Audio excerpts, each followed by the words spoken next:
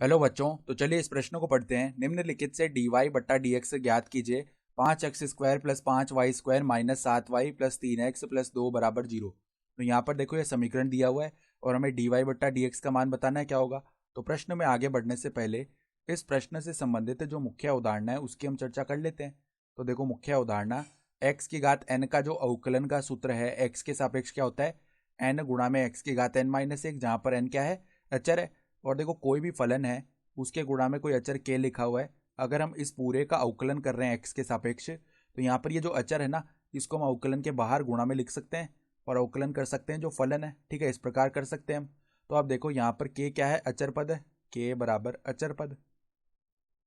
तो अब जो समीकरण लिखा हुआ है ना सवाल में, वो हम लिख लेते हैं। क्या है, 5x² प्लस में 5y² माइनस 7y प्लस में 3x प्लस 2 बराबर में 0। ठीक है, तो दोनों ओर हम क्या कर लेते हैं, देखो दोनों ओर, दोनों पक्षों में x के सापेक्ष अवकलन करने पर, x के सापेक्ष अवकलन करने पर क्या हो जाएगा, देखो पहले 5x² का अवकलन होगा। तो 5 तो अचर पद है, ये तो अवकलन के बाहर हो गया। और फलन है x², इसका अवकलन क्या हो जाएगा, 2x हो जाएगा। ठीक है, फिर प्लस में देखो 5 तो बाहर हो गया, y² का अवकलन करेंगे तो पहले तो 2y आ गया, फिर श्रृंखला नियम से y का पुनः अवकलन किया तो dy बट्टा में dx आएगा। माइनस में देखो 7 तो अचर पद है, ये तो बाहर हो गया, और y का अवकलन x के सापेक्ष dy बट्टा में dx हो जाएगा। प्लस में देखो 3 तो अचर पद है, ये अवकलन के बाहर आ गया, और x का अवकलन x के सापेक्ष 1 हो जाएगा। प्लस में देखो 2 तो अचर पद है, तो इसका अवकलन 0 हो गया, बराबर में 0 भी अचर पद है, इसका अवकलन भी 0 आ गया।